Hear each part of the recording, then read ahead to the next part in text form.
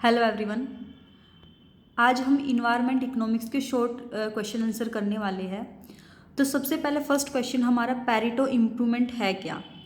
तो इसका main meaning यही है कि इसमें हम रिसोर्सेज को इस तरह से एलोकेट करें कि किसी को हार्म ना हो और एक पर्सन को इससे हेल्प हो जाए या फिर एक पर्सन का बेटर ऑफ हो without making someone worse off, कि एक को प्रॉफिट हो लेकिन दूसरे व्यक्ति को हानि भी ना हो। पेरेटो ऑप्टिमैलिटी क्या कहती है कि एक व्यक्ति को अगर लाभ होगा तो दूसरे व्यक्ति को हानि होगी।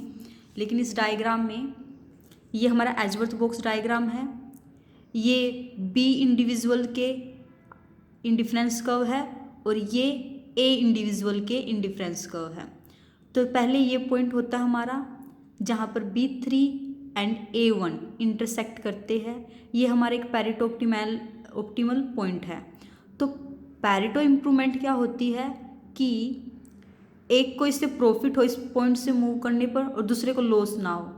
तो अगर हम इस पॉइंट से इस पॉइंट पर मूव करते हैं तो देखिए कि इंडिविजुअल ए पहले ए इंडिफरेंस कर्व पर था, अब वो A3 इंडिफरेंस कर्व पर है इस पॉइंट पर, और इंडिविजुअल बी पहले B3 पर था और अब भी इस पॉइंट पर भी वह B3 पर है।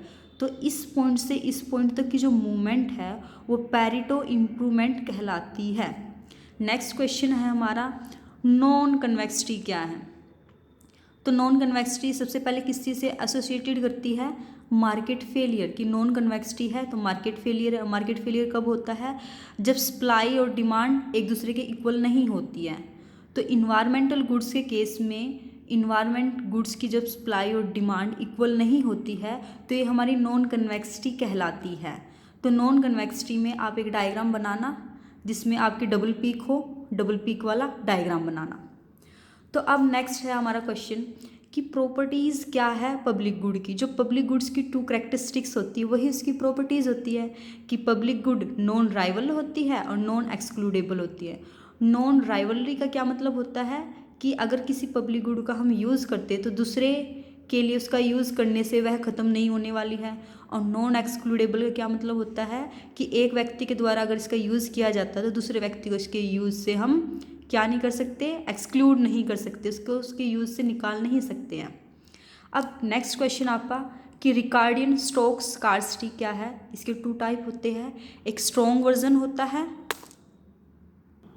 और एक वीक वर्जन होता है रिकार्डियन स्टोक्स स्कार्सिटी में। तो सबसे पहले देखने वाले कि स्ट्रॉन्ग वर्जन क्या है।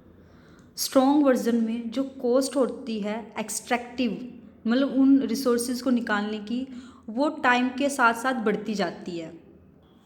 वीक वर्जन में जो कॉस्ट होती है उन्हें एक्सट्रैक्ट करने की, निकालने की इंडस्ट्रीज़ के द्वारा बढ़ती है लेकिन कम बढ़ती है। क्यों बढ़ती है, ड्यू टू टेक्निकल चेंजेस के कारण ये कम बढ़ती है, इसलिए इसे वीक वर्जन कहा गया। नेक्स्ट क्वेश्चन है हमारा कि एम्बिएंट टैक्स क्या है। तो एम्बिएंट टैक्स कौन सा होता है, जब कोई भी पोल्यूशन करता है तो पोल्यूशन को रेगुलेट करने के लिए इच यूनिट पर जो हम टैक्स लगाते हैं, एग्रीगेट लेवल ऑफ पोल्यूशन, आपने कितना पोल्यूशन किया है उसको देखते हुए जब हम टैक्स लगाते हैं उसे एम्बिएंट टैक्स कहते हैं। नेक्स्ट है हमारा पोल्यूटर पे प्रिंसिपल। ये क्या होता है कि आपने जितना पोल्यूशन किया है उसके लिए आपको कॉस्ट बियर करनी होगी और उसके लिए आपको पे करना होगा। तो पोल्यूशन जो जिसने प्रोड्यूस किया है पोल्यूशन, मतलब जिसने पोल्यूशन किया है उसे बियर करनी होगी cost of managing it to prevent damage to human health and environment, कि उसको वो कॉस्ट बियर करनी होगी जिसके कारण पोल्यूशन के कारण ह्यूमन की हेल्थ पर डैमेज हुए हैं, हेल्थ पे इफ़ेक्ट्स आए या फिर इन्वायरमेंट पे इफ़ेक्ट्स आए, इसकी जो भी कॉस्ट होगी वो उस प्रोड्यूसर को, उस पोल्यूशन करने वाले को पे करनी होगी, इसलिए इसे पोल्यूटर पे प्रिंसिपल कहते हैं। नेक्स्ट हमारा क्वेश्चन है कि इनपुट टैक्स क्या है। एक टैक्स जो लेवाई जो पेड की जाती है, दी जाती है एक बिजनेसमैन के द्वारा जो उसने गुड्स और सर्विसेज बनाई हैं। इसका सबसे अच्छा एग्जांपल है वैट। तो ये क्या होता है, इनपुट टैक्स है। लेकिन जब वो टैक्स एक बिजनेसमैन वो टैक्स जब शिफ्ट कर देता अपने कंज्यूमर्स पर तो उसे आउटपुट टैक्स कहते हैं। नेक्स्ट है आपका अवर्टिंग एक्सपेंडिचर, या इसका एक दूसरा नाम क्या है, डिफेंसिव एक्सपेंडिचर क्या है, कि इसमें जो मनी स्पेंड की जाती है to defend against the environment bad, जो इन्वायरमेंट बैड्स होते हैं उनके अगेंस्ट अपना डिफेंस, अपनी सुरक्षा के लिए जो पैसा खर्च किया जाता है। एक और इसकी definition, how much people spend to compensate themselves for the loss of a resource, किसी रिसोर्स के लॉस होने पर पीपल अपने आप को कितना कंपनसेट करते हैं। इसका सबसे अच्छा एग्जांपल है कि आप ट्यूबवेल या फिर पाइपलाइन से आने वाले पानी को पीना ज़्यादा प्रेफर करोगे या फिर वाटर बोतल को, तो आप इन्वायरमेंटल बैड को देखते हुए वाटर बोतल को प्रीफर करोगे, तो वाटर बोतल पे पैसा खर्च करना आप ज़्यादा पसंद करोगे पाइप से आने वाले पानी के कंपैरिजन में। तो ये हमारा अवर्टिंग एक्सपेंडिचर होता है। नेक्स्ट हमारा क्वेश्चन है कि शैडो प्राइसेस होते क्या हैं। शैडो प्राइसेस होते क्या है, ये सोशली ऑप्टिमल प्राइसेस होते हैं जो इकोनॉमिक रिसोर्सेज के लिए हम देने के लिए तैयार होते हैं। सोसाइटी विलिंग होती है इन प्राइसेस को पे करने के लिए। ये एक अपॉर्चुनिटी कॉस्ट होती है, क्योंकि शैडो प्राइसेस क्या सोशली ऑप्टिमल प्राइसेस है।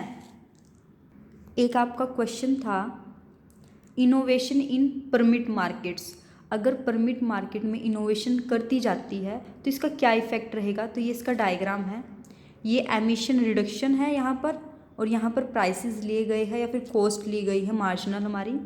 तो स्टार्टिंग में हमारी कॉस्ट ये होती है AMC1, और कुछ इनोवेशन कर दी जाती है तो इससे क्या होगा, हमारी कॉस्ट तो बढ़ जाएगी लेकिन एमिशन कम हो जाएगा। Q से Q2 तक हमारा एमिशन इतना कम हो जाएगा अगर हम इनोवेशन करते हैं। कोई भी कंपनी या फैक्ट्री इनोवेशन करती है तो उसकी कॉस्ट तो बढ़ जाती है लेकिन एमिशन कम हो जाता है। यही हमारा डायग्राम है and innovation in permit markets वाला।